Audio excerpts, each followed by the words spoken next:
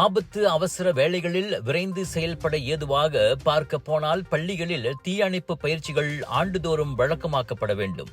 ஆனால் அதன் முக்கியத்துவத்தை எல்லா கல்வி நிறுவனங்களும், குறிப்பாக கிராமப்புறங்களில் உள்ள பள்ளிகள் பெரிதாக எடுத்துக் கொள்வதில்லை. தீயணைப்பு தயார்நிலை குறித்து இன்னமும் ஏராளமான தமிழ் பள்ளிகளுக்கு உரிய தகவல்களும் பயிற்சிகளும் போய் சேரவில்லை என பேராக் தீயணைப்பு மீட்புத்துறையின் தீ பாதுகாப்பு பிரிவின் துணை அமலாக்க அதிகாரியான ஹேமநாதன் சுப்பிரமணியம் வணக்க மலேசியாவிடம் கூறினார். பேராக்கில் கடந்த ஆண்டு ஒரு தமிழ் பள்ளியில் ஏற்பட்ட தீ விபத்தை அடுத்தே தமிழ் பள்ளிகளில் இந்த தீயணைப்பு பயிற்சிகளை தீவிரப்படுத்தும் யோசனை தோன்றியது. நான் இங்க உள்ள இப்ப நான் இருக்கிற தவங்க இப்ப இந்த ஃபைவ் டேலாம் இருக்குல்ல, இந்த ஃபைவ் டேல இங்க கீழே வரும். அப்ப நான் இங்க உள்ள ஸ்டாட்டிஸ்டிக் எவ்ரி இயர் இருக்கும்ல, அந்த பாக்குறப்ப நம்ம தமிழ் ஸ்கூல்ல ரொம்ப குறைவாச்சு. ரொம்ப நான் நினைக்கிறேன் ஒரு இருந்தாலும் 5% அது மாதிரி தான் இருக்கும்.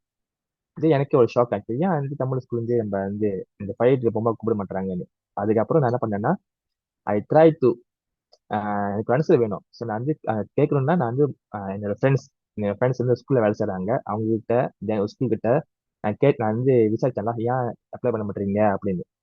அதுக்கப்புறம் எனக்கு தெரிஞ்சு வச்சு என்னன்னா, சம் பீப்பிள் சே நம்ம பொம்பா கூப்பிடுறப்ப யூஸ்வலி மலையில தான் சிரமம் பண்ணுவாங்க. ஒன்ஸ் சிரமம் மலை பண்றப்ப பிள்ளைங்க சின்ன சின்ன பிள்ளைங்க ஒன்ஸ் 7 வயசு பிள்ளைங்க 8 வயசு பிள்ளைங்கன்னு அவங்க இப்பதான் படிக்க ஆரம்பிப்ப அவங்க மலையை எதுவும் ரொம்ப புரியாது. ஸோ பொம்பை கூப்பிட்டோம் அவங்க அந்த ஒரு சொல்றப்ப டூ வே கம்யூனிகேஷன் அவங்க சரியா புரியலன்னு அதனாலதான் அவங்க சரி வேணாம் அப்படின்னு இருக்காங்க. ஒரு சில பேர் என்ன பண்றாங்கன்னா அவங்களே சொந்தமா அவங்களே சொந்தமாவே இண்டோ சொல்லுவாங்க, இண்டோலயே சொந்தமா செஞ்சிடுறாங்க.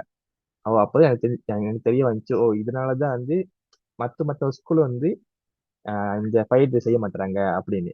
எனவே தமிழில் தீயணைப்பு பயிற்சிகள் தேவைப்படும் பள்ளிகள் தாராளமாக விண்ணப்பிக்கலாம்.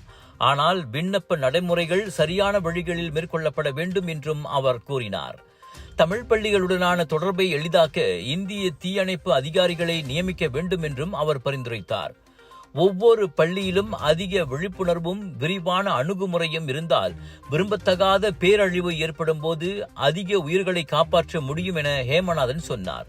பிரச்சனைக்கான தீர்வுக்கு நாம் வழிகாட்டியுள்ளோம். அதனை பயன்படுத்திக் கொள்வது பள்ளி நிர்வாகங்களை பொறுத்தது. வரவேற்பை பொறுத்தே நாடளாவிய நிலையில் தமிழில் தீயணைப்பு பயிற்சிகள் தொடரும் என்றார் அவர்.